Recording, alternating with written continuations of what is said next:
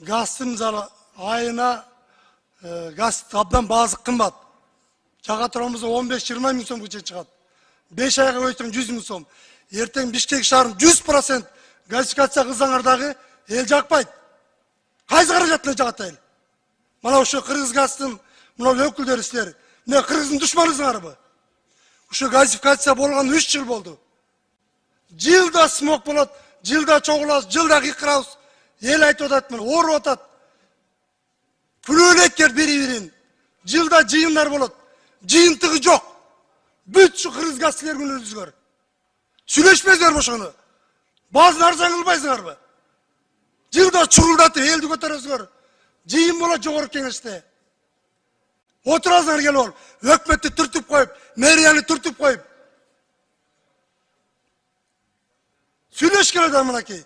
Азыр карап көрсөң, 5 ай жага турабыз 100-150 миң сом. Аны эртең күн карапайым эл жага албайт. Мына айтып атат мына азыр эми 50 миллион евро мына Дүйнөлүк банктан ошо экология боюнча бөлүнгөн. Ошо жөнүндө сиз айтып койсоңуз. Медер мырза, анан бир Кыргыз газдын өкүлү барбы? Ким бар ошону? Айтып койгулачы мына сүйлөшүүлөр жүрө аласызбы, жүрө албайсыздарбы? Сүйлөшүп жүргүзө аласыңарбы? Эмне болот дал ошемиздар мына тагдыры? Руслан Шогазевич, 50 миллион доллар өзүңүз билесиз, былтыры жогорку кеңештен ратификациядан өтүп, жайында күчүнө кирип, мына жылдын аягы менен иштей баштады. Анын жана структурасын айтып бердим, 4 компоненттен турат. Бул анын ичинен 7 миллион доллары мэрияга бөлүнүп, жашылдандыруу жана ирригациялык системаларын модернизациялоого берилет. 32 миллион доллары бул жылуулуктун жаңы чечимдерин ошол сиз айткан ошол газификация жана дагы башка ошол калктуу конуштардагы шаарыбыздагы ошолорго жумшалат. Газпром айтып койсоңуздар. Руслан Шергазиевич, биз мына газдаштыруу боюнча мен жана маалымат берип кеттим эле. Азыркы убакытта ушу инвестициялык программасынын алкагында 60 миң үй бүлөгө газга кошулуу мүмкүнчүлүк пайда болду. Азыркы убакытта ушу Жаны мен силерден сураган жокмун кошулган боюнча. Дальше баазын сүйлөшө аласызарбы силер? Ошону айткылачы. Бааз 18-20 сом азыр мына карасаң. Коммерций андан да кымбат. Эч ким жага албай атат мындай. Колунда барлар, баягы эле байлар, базаркомдор, уурлар жагып атат да. Газды. Конкретно айткыла, чүрө аласың баазын. Сүйлөшө аласыз ошону айткыла. Урматтуу Москва шаарындагы мекендештер, Умбем клиникасы төмөнкү кызматтарды сунуштайбыз. Педиатр, гинекология, стоматология, неврология, хирургия, кардиология, лор, УЗИ жана башка. Андан тышкары массаж жана бардык лабораториялык анализдер. Толук маалымат +7 925 103 22 77. Биздин дарек Москва шаары, метро Нахимовский проспект, Сивашская 7, корпус 2. Сиздин ден соолугуңуз биздин камкордук. Депутат борборду көчүрүүнү сунуштады. Мына менде бир сунуш бар эле да. Бул автоунаа тыгынын, пробка маселесин, ышты чечиш боюнча Бишкек шаарында эки баштуу мэр келсе деле буну чече албайт да. Ошон үчүн мен сунуш берет элем, биздин столицаны башка жака жылдырыш керек. Антпесек маселе чечилбейт экен. Ошондуктан сунуш беришибиз керек. Буну карап көрүш керек. Мына азыр Ысык Көл областында Асман шаары курулуп атат. Асман шаарына мына бүгүнкү күндө 10 миллиард сомго жакын инвестиция тартылып атат да. Биздин ушул темир жолду жылдырыш үчүн эле 550 миллион доллар акча талап кылынып атыптыр. Аны кургойлорду, объезд жолдорду кошкондо 1 миллиард доллардан ашык акча керектелет экен. Ошон үчүн мен сунуш берет элем. Столицаны керек болсо өкмөттү, министрлер кабинетин шаардан алып чыгыш керек. Ошондо гана мына пробка маселеси чечилет эле да. Рахмат чоң. Депутат Бишкекте бардык унааларды бир күнгө токтотууну сунуштады. Азыр өзүңүз айтып кеттиңиз да, Кытай жактан катализатор алып келебизби, 5 миң сомдон канча сомдон же мамлекет тарабынан төлөп беребизби дегенде бир кайсы бир чыгымдар талап кыла турган иш чара экен да бул туурабы мында айтып бергөндө. Менин бир сунушумда эми кандай дейт билбейм. Мисал үчүн бир суткага Бишкек шаарын толугу менен машиналарды токтотуп буга чыгым деле талап кылынбайт да. Мына карантинде деле жатпадыкпы үйдө айлап туурабы?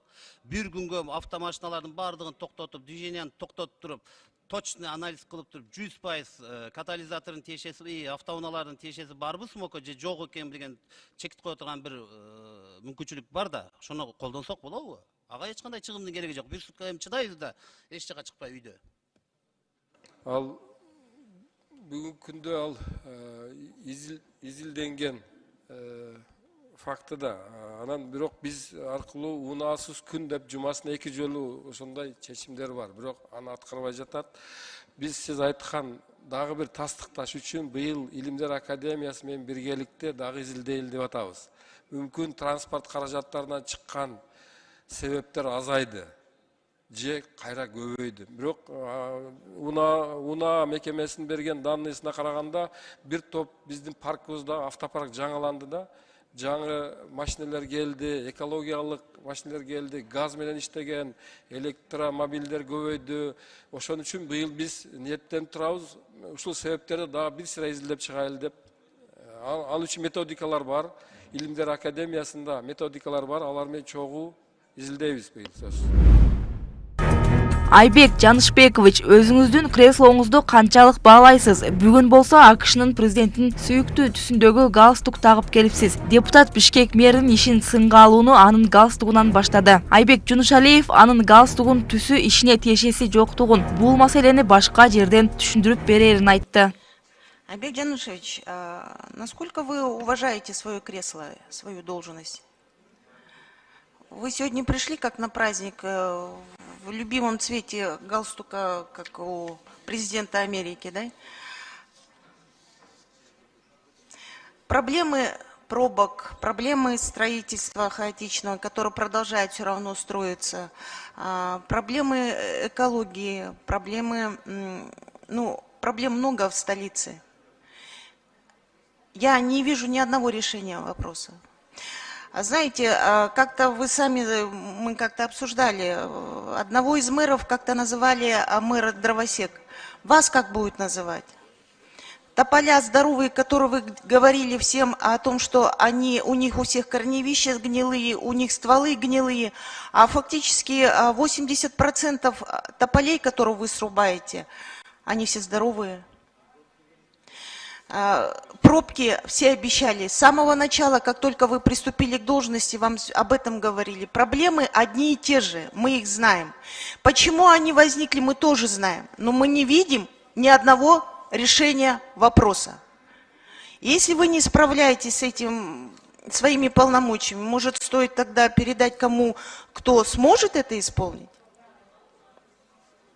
Уважаемая Гуля Ахматкуловна, если вопрос в отношении моей личности, я могу обсудить с вами, наверное, в другом месте. Вопрос не о личности, а вопрос о должности. Вопрос о том, что если цвет галстука определяет мою работоспособность, я и это могу с вами обсудить.